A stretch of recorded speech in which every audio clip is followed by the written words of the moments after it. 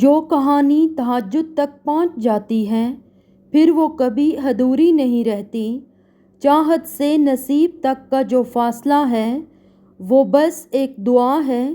تہجد میں بہنے والا ہر آنسو اللہ سے کن کہنے کی سفارش کرتا ہے۔ جب وہ رات کے آخری پہر تمہیں ملاقات کے لیے بلاتا ہے تب وہ تمہیں اپنے در سے خالی ہاتھ واپس کبھی نہیں جانے دیتا۔ جس چیز کی طلب اگر تمہیں تہجد کے قریب لے آئی ہے تو وہ چیز اللہ کبھی ادھوری نہ چھوڑے گا، وہ نواز کے ہی رہے گا۔ تہجد اتنی قیمتی ہے، اگر اللہ ہمیں نہ دیتا تو ہم کبھی سمجھ ہی نہ پاتے کہ اللہ کی محبت کس کو کہتے ہیں۔ کبھی کبھی انسان لڑتے لڑتے تھک جاتا ہے، پھر آخری امید رات کی تنہائی میں تہجد کے سجدے میں آنسو سے اللہ سے باتیں کرنا ہوتا ہے اور دل ہلکا ہو جاتا ہے۔ تم اس کے لیے اپنی نیند قربان کرو اور وہ تمہاری جھولی نہ بھرے، ایسا تو ممکن ہی نہیں۔ آپ کی زندگی میں پڑھی گئی ایک تہجد کی نماز پوری زندگی بدلنے کی طاقت رکھتی ہے۔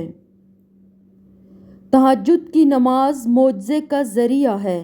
جب تمہیں سارے راستے بند نظر آتے ہیں تب بھی وہ ایک راستہ کھولے رکھتا ہے اور وہ راستہ تہجد کا ہے۔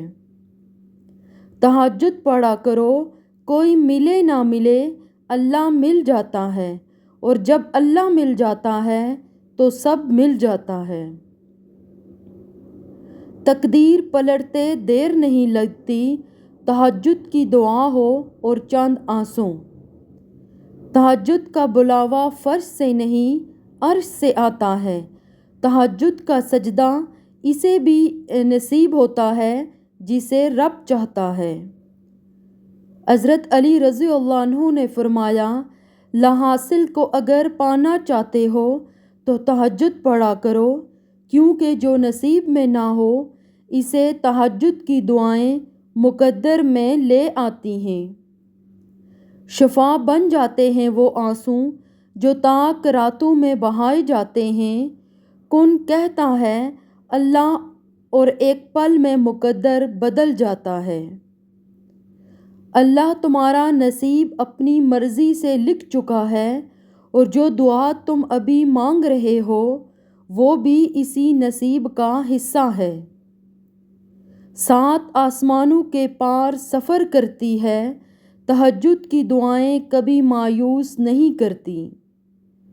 تہجد پڑھنے والوں کی وہ دعائیں بھی قبول ہو جاتی ہیں جن کا ذکر انہوں نے کبھی اپنے آپ سے بھی نہیں کیا ہوتا۔ معجزے تو ہر دعا کے ہوتے ہیں، لیکن تہجد میں بڑی طاقت ہے۔ فرض نماز پہلے پھر تہجد۔ تہجد کی دعائیں جب نصیب کے روبرو آ کر کھڑی ہو جاتی ہیں تب کچھ بھی ناممکن نہیں رہتا۔ تب چار سو کن کی صدائیں گونجتی ہیں۔ تہجد کا خاموش سجدہ اور زار زار بہتے ہوئے آنسو اللہ کبھی ضائع نہیں کرتا۔ تہجد اللہ پاک کی لاڈلی عبادت ہے۔ سوچو تہجد گزار اللہ پاک کا کتنا لاڈلا ہوگا۔ تہجد کی دعائیں قسمتوں کا رخ موڑ دیتی ہیں۔ کبھی تہجد تک آنا، شاید وہ تمہارا انتظار کرتی ہوں۔ جب رات کے آخری پہر اللہ تمہیں خود چنتا ہے تہجد پڑھنے کے لیے، تو پھر سوچو وہ تمہیں خالی ہاتھ کیسے لوٹائے گا۔ اس لیے جب بھی رات کے آخری پہر آنکھ کھلے تو اسے بے وجہ مت سمجھ لینا، اس کا مطلب اللہ تم سے تہجد میں ملاقات کرنا چاہتا ہے۔ تہجد کی نماز وہ واحد نماز ہے جو مؤذن کی نہیں بلکہ دل کی اذان پر پڑھی جاتی ہے۔